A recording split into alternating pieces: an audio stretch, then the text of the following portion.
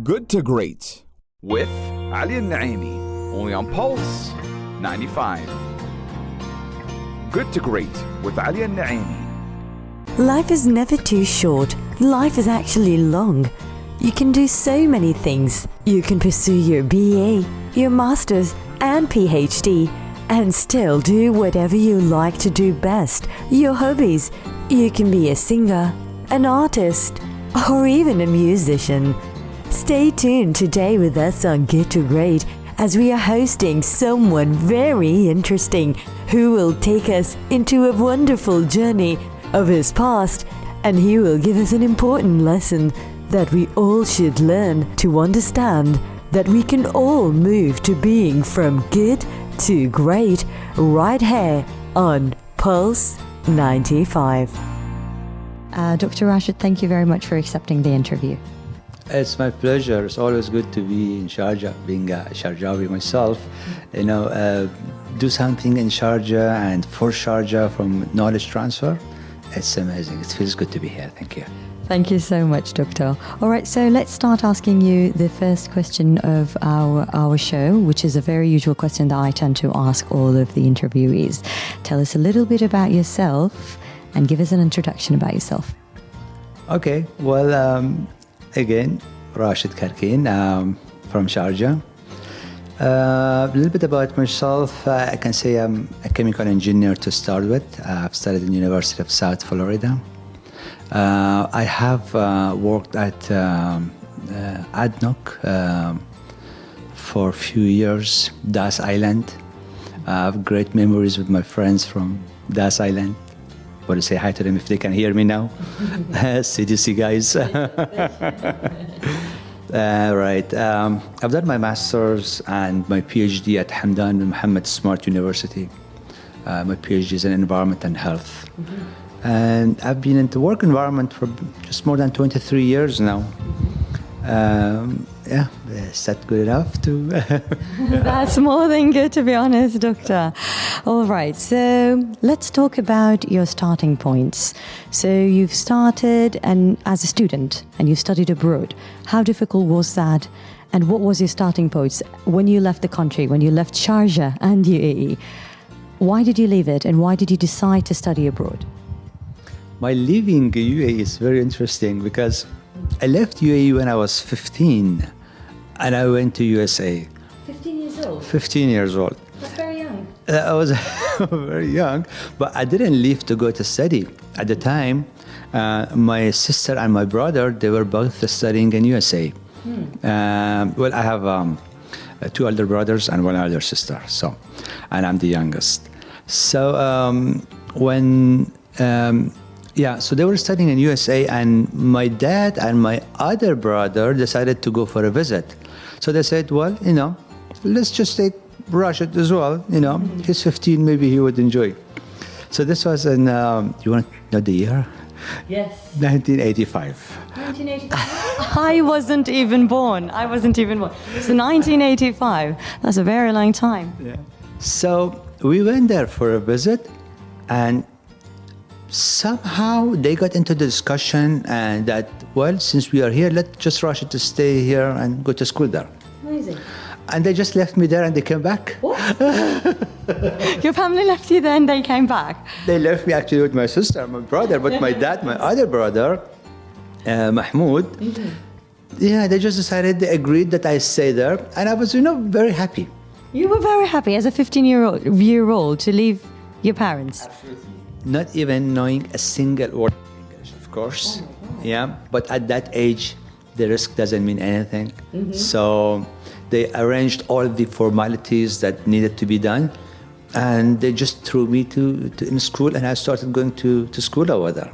Amazing. And I can still remember, it didn't take me long to really understand and start talking. So that's a lesson really learned and never forget. It's really easy. To have young kids, I was a young kid at the time, an environment which is totally new environment from language perspective, because I experienced that. It didn't even take me maybe a month to start understanding what people are saying, and probably 2 months for me to start talking. Amazing. So, okay, let me ask you a question on that one. So, do you think that every child can do that? Or you're someone special? I'm sure you're someone special. That's why, because not everyone can actually, keep up with an environment at a very short period of time. You stayed for a month and then you could speak English and you've learned to speak English, you've adapted. So that's not something easy to do, to be honest. I think that. So Let me answer that. Every child is special. What I'm saying is that as parents, we should not be too much paranoid and scared of having kids in a work environment which is new for them. That's all I'm saying. Kids they're so special at that age, so ready that they can easily adapt to an environment, which is also, there is another message into it, that we should also be careful not to be a wrong environment, because they would also adapt to it. very true. All right, Miss Dr. Rashed, let's talk, since I think you've faced so many challenges at a very, very young age. So let's talk about the challenges. Tell us the challenges that you've faced. Tell us about them. Since you were young, I'm sure you had challenges as a 15-year-old, first when it comes to the environment and the language.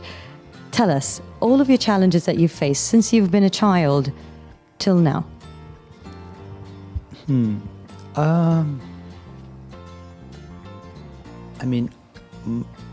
My story is just another story.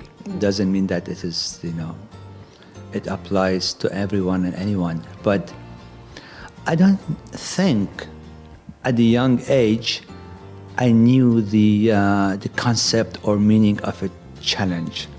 What I know for sure is that the younger we are, the risk has less meaning. One of the reasons is that because we don't have much of responsibilities, we are just ourselves. And we take risks without knowing that there is a risk. And we are ready for it.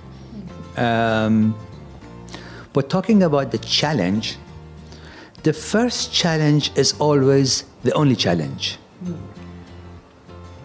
The first challenge is always the only challenge.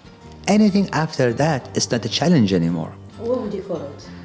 The first challenge is the one that we are suddenly hit with, we are shocked with, we get disappointed, we get hurt, we get lost, and then it takes some time to learn how to handle it. That is the learning process, right? Anything after that, we are ready for it. So it's not a challenge anymore. We are ready for anything that happens that is not expected to our expectation. It is not something that we wanted. And then we have learned, and we learn better and better on how to handle it. So I believe in this, that the first one is the only challenge. There is no challenge after that. All right, so we can call the first challenge as a challenge, but whatever comes after it, we can maybe call it as a problem to solve or an obstacle? Opportunities. Amazing. I love how positive that came very positive right there. Amazing. Right, because opportunities are, normally when we talk about challenge, it's something we are not expecting. Opportunities are also something we don't expect, that we should take them. We will be back with Dr. Rashed Karkain for him to tell us about the mistakes that he's done and how he regarded them as a regret rather than a mistake. And he will also tell us about his popular hobby, where he participated in a cultural club with his brothers to create their own musical band. Dr. Rashed, we spoke about the challenges, and you've given us a very beautiful interpretation of what a challenge is, when does it come, and it's only coming at the first stage, and then the rest would be called opportunities. And that was lovely to hear, to be honest. All right, since we've talked about challenges, let's talk about mistakes. Do you think that you've done a mistake or a grave mistake that you think it would have been the challenge, or a mistake that you've done that, let's say, stopped you from being what you are? Of course, I've, taken certain path in my life. I don't see any mistakes though. I really don't see any mistakes. I'm just trying to find out. maybe I can tell you one thing. Tell. Okay, but not a mistake. Not a mistake. I love how positive you are. But this is actually true. I always wished I was a musician. So maybe this is something I should have focused on my life, you know. Just go towards the music. I always love to be on a stage and performing, and that to be my life and my lifestyle and my profession. So did I make a mistake not doing that? You want to be on stage. You want to be a musician who plays on stage. I always wanted. Amazing. So, but now that didn't happen. This might be a mistake. I did something I didn't really focus on well, maybe. Yeah, but I think I recovered from that a little bit afterwards. Yeah, but the music has its own age range that someone should start with. Yeah, so yeah, this is the only thing I can think of that might be related to your question. If I've done any mistakes, So you still wouldn't call it as a mistake. You can call it as a regret that you haven't done it at an early age or at an early time. I actually started at early age. I started music when I was 16 years old. You wanted to do it when you were younger? I wanted to be I wanted to be my profession. I wanted that to be Your job, your career. yeah, absolutely. And then, but your career was. So if you change the question, like say, what would you want to do if you go back to early life? I would say this. You know. want to be a musician on stage. I would love to. We probably might see you in California concerts. I would have loved someone interviewing right now. Okay, well, you know, what is your new album? What's your new songs? You know, there would be something nice. That's a very, very nice answer, Doctor. So what kind of music do you like? Well, we were in a band. My brother Mohamed, he started a band. A band, a music band. A music band here in Sharjah. In Sharjah. We were in the جمعية فنون شعبية. It's a cultural club, and we were there and practicing. We had a room, equipment. So my brother started, Mahmoud, he started the band, and you know, he welcomed me to be part of it, and I thank him for that. And then a couple of cousins joined as well. So that was in a very early age, and we performed different songs, different languages. Brilliant. Lots of other languages as well. Yeah, we those days there was only one way to promote ourselves.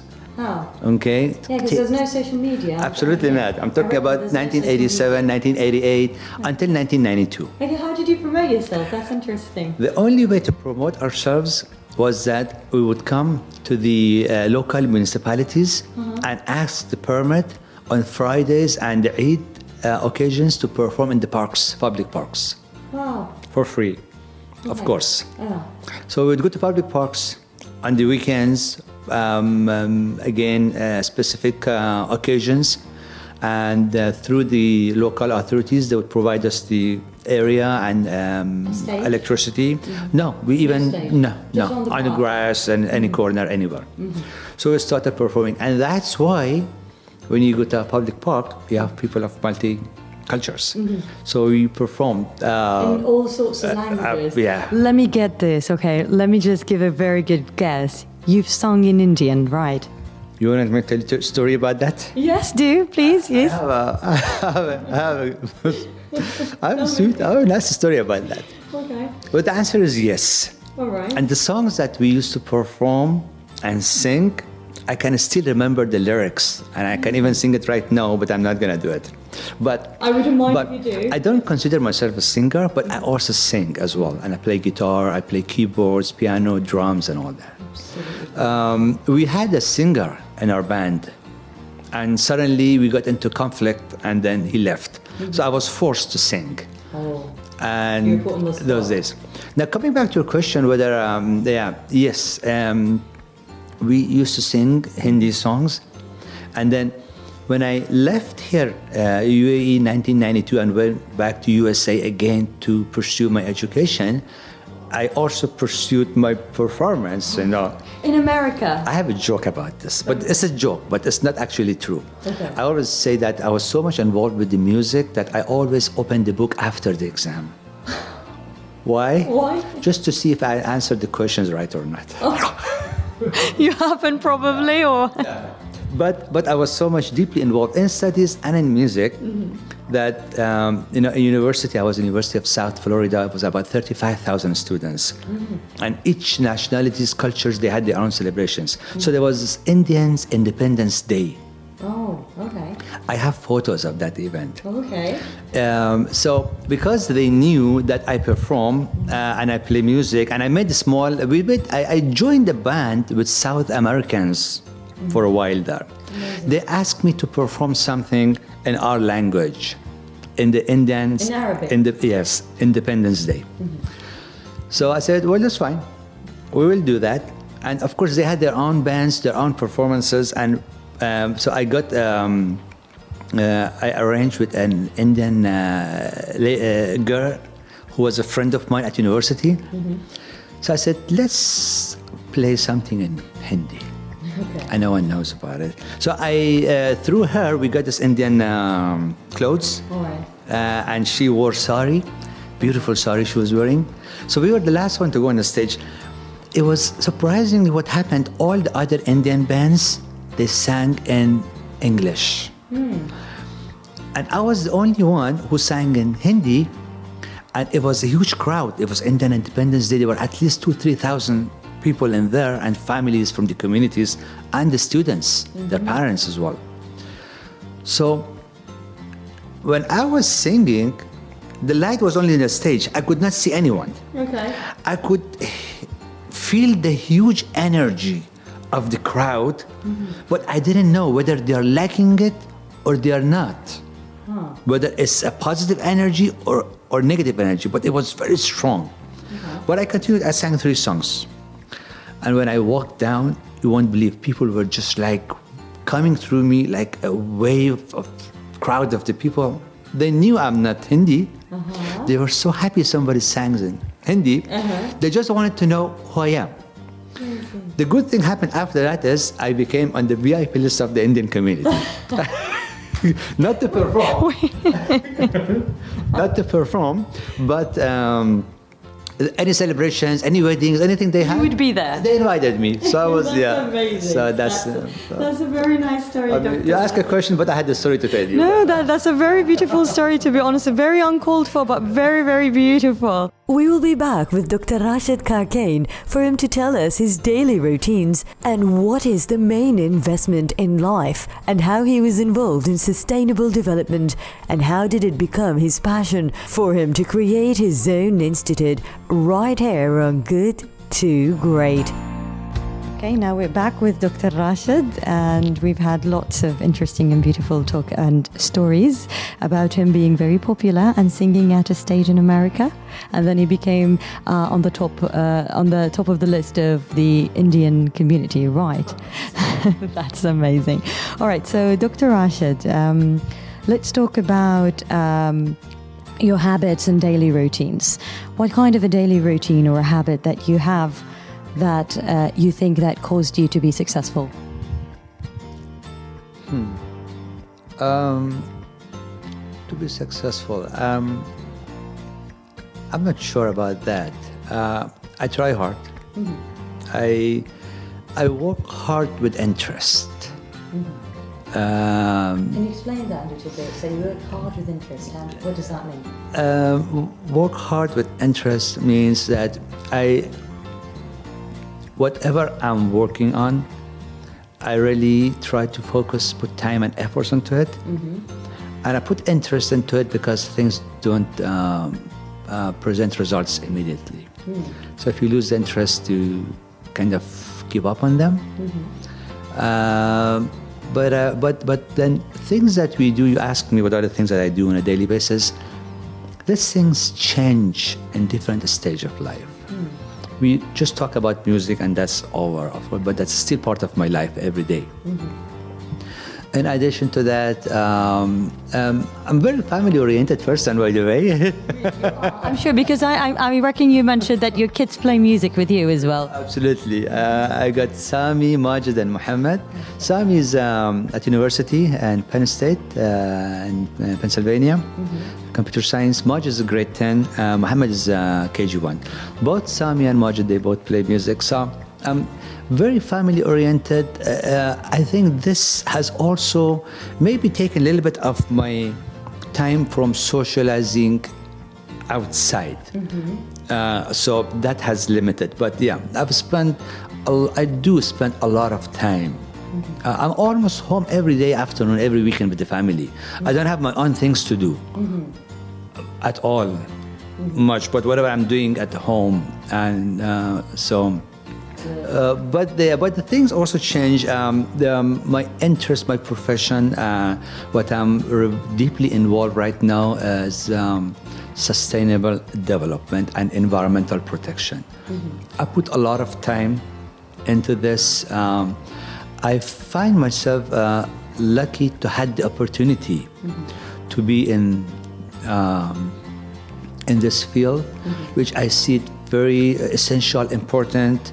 A lot of lacks and gaps globally, and this is something that I have a passion and interest, and I feel responsible on working towards the knowledge transfer, on talking about the environmental protection, public health, the sustainable development, which is a huge concept. I teach at universities, so I deeply focus on these concepts as well. I have my own institute that we conduct a lot of training and workshops in the same field. We have people attending our training programs from all around the world. I mean, we had one about 4 weeks ago. We had from more than 25 different countries, all the way from Australia to Brazil to North America. Amazing. May I ask, Doctor, where is your institute located? It is based in Dubai as part of the SME, and we conduct a lot of our. I want to talk about this a little bit more because it's something that I think I have the passion on. The reason I started the institute, maybe I should tell you.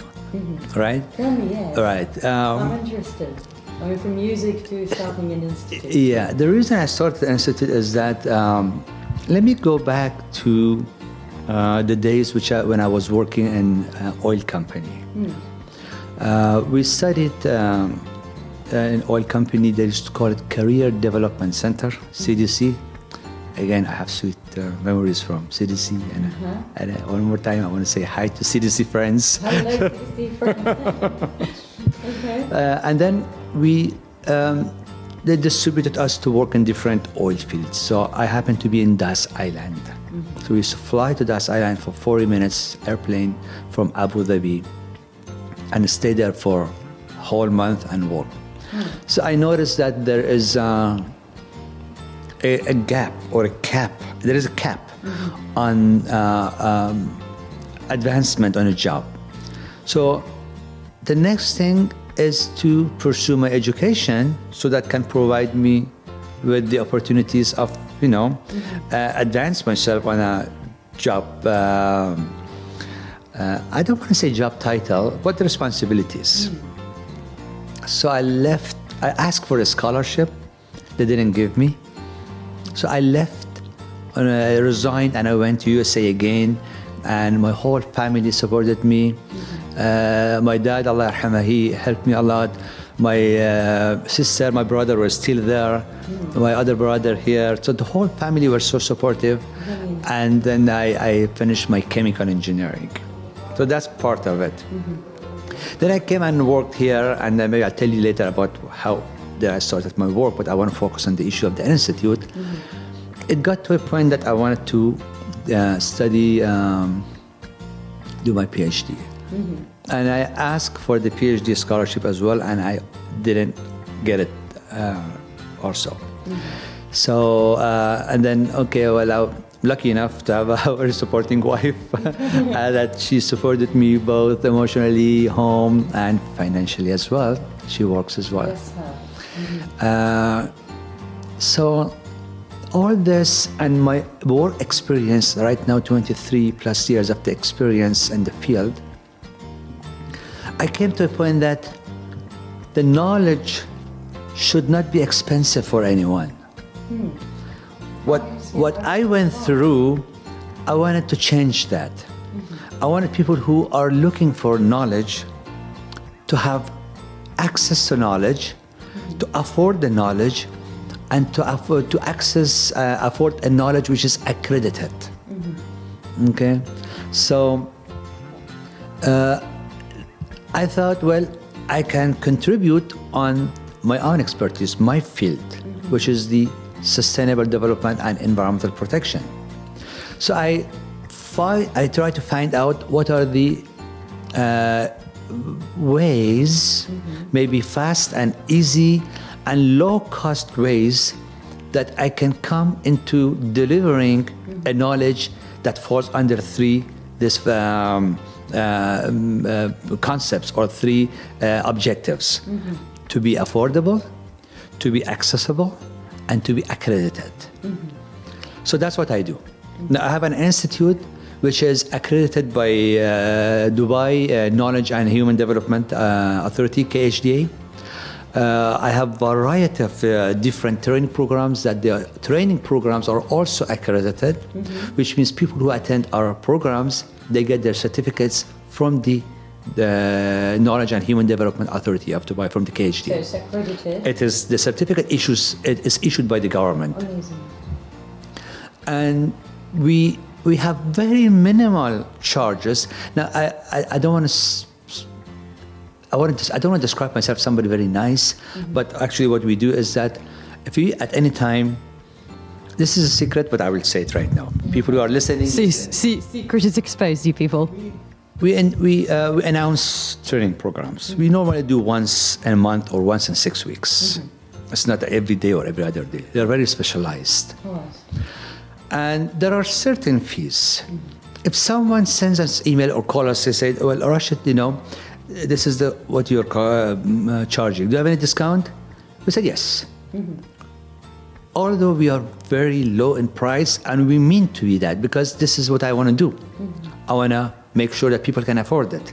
But there are still people who are really looking for the knowledge that they really cannot afford. People who are asking for something, they need it. So we should not get into debate on them. And if someone come and ask again, do we have more discount? We immediately register them for free. Amazing. That's it. Amazing. So you know that That's it. they're actually into the knowledge itself, and that's what they're looking for. That's it. So you're trying to facilitate and make it No easier. questions asked. Yes. Amazing. That bless you. No Bless you, question doctor. asked. Bless you to be But so this is, and you can't believe, as of now, about 30% of people who attended our training programs are university professors and university doctors. No way. Really? About 40% of them are government employees. They attend absolutely. And then the remaining are those who are interested or students and so on. Mashallah. To be honest, the time is really not enough to talk to Dr. Rashed on Get to Great, because he has lots and lots to say. Sadly, we're approaching the end. So I would like to ask Dr. Rashed, and I have to be very picky with the questions. Dr. Rashed, whom was your support and whom was your disappointment? Whom were your friends and whom were your enemies? I think everyone's support always are the families, family members. I talked earlier how family members were supportive. And you mentioned your wife and right, your father. absolutely. That is still ongoing. We always need the support of family members. Family, They're always absolutely. there, and we should be there for them as well, of course. True. Since you're very family oriented, that's a very nice advice coming from a very family oriented person. So Right. yeah, it's true. I agree. It's always the first priority, family. It's also the main investment. The main investment that we have, our family and our kids. So that's the best investment that we can focus on. And yeah, We could ever have. Absolutely. right. You asked me about enemies. Yes, tell me. Back in America, do you have any enemies? Yeah, there's one person I want to catch. Oh my. Tell me. You know, when I went back to USA, I didn't have any scholarship or any, financial support except the family. And somebody stole my bike. Someone stole your bike? The bike was the only thing that I had that I would ride my bicycle. It's a bicycle that I would ride to school and come back. And this happened 3 times. 3 times? So wait. Let me get this straight. Those guys are my enemies. Yeah. They tried to stop me from my education. Okay, so you bought a bicycle 3 times and they stole it? Okay, well, the first time I walked out of the apartment and I had locked the body, the front wheel was gone. The front wheel was gone? So I bought a new wheel. I said, well, that's fine. I mean, that's probably, something easy they could take. So I start locking the front wheel. Okay. A week later on, the rest of the body was gone. Very naughty people, to be honest. It's a very funny story. Yeah. So they were taking parts, bits by bit. And then they ended up having a full bike eventually. Oh my God. So those guys are my enemies. Yeah, so they're trying to stop you from education. Yeah. We see a very, very important and beautiful advice here that we always have to take care of our education, no matter how difficult the transportation might be. Like your bikes, yeah. Front and back. All right, Dr. Rashed. Okay, so I have to ask you that question, of course.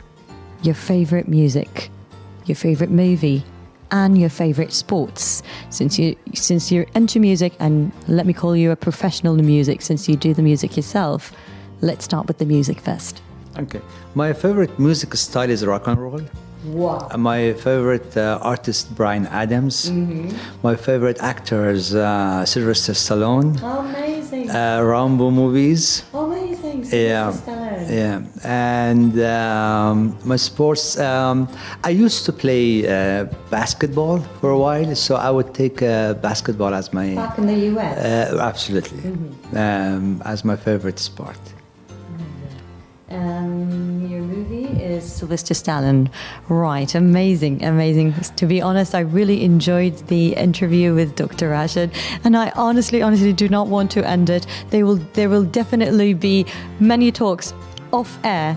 Absolutely. We will have to talk again, Dr. Rashed. So before we leave, I would like that you give us an advice to the listeners. What kind of advice that you would love to give to the listeners that would help them to pursue their education or pursue the dreams, let's say, or be able to manage their time between family, work, and their own hobbies? Okay, you address the education and time. First of all, I don't see myself in any position to give advice at all. But I can tell you how I handled my time and my education, and maybe just tell my story part of it. Is that what I learned is that when I did my PhD, suddenly I was shocked that the PhD as a degree, it did not help me anything at all in my work environment or work advancement as an employee. So this was something which I was not ready for, but I could handle it.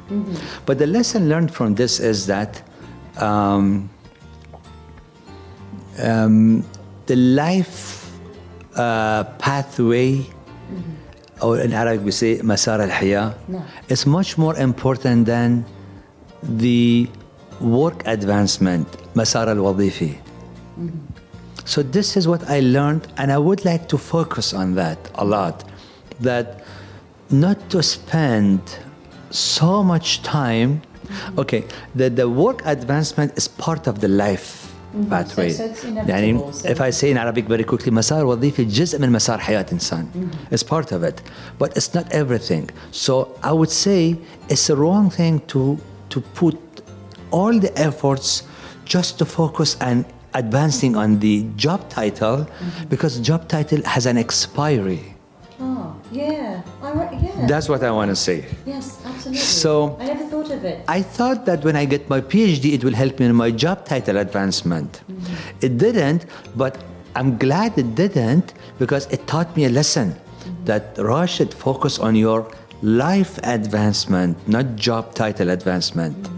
Job title advancement, again, I want to focus. It's part of the life, but it's not everything.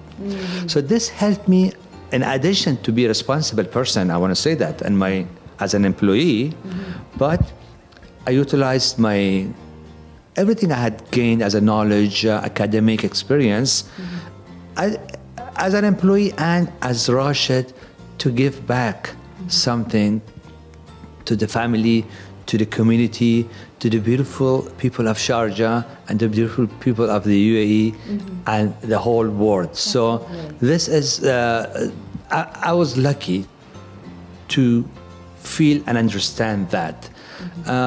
Again, because this has no expiry. When someone builds a profile for herself or himself, that profile doesn't end as a job title or as a retirement. So this is something I would like to emphasize. And with that comes the time management. Brilliant. Yeah. A very brilliant answer and a very, very brilliant advice. Thank you so much, Dr. Rashed. It's been a pleasure meeting you and having you on Good to Great. Thank you so much. Thank you. It just feels so good to be in Sharjah. You can't imagine, I'm just feeling so amazing. It's been very long. I know. Yeah. So then I'm a very lucky person to meet you and have you hosted right here in my show. Thank you so much, Doctor. Thank you so much. Dr. Rashed Karkain, owner of the Sustainable Development Research and Training Institute, was hosted with us here on Good to Great, and he told us so many funny and interesting stories about his life and how to become successful like him.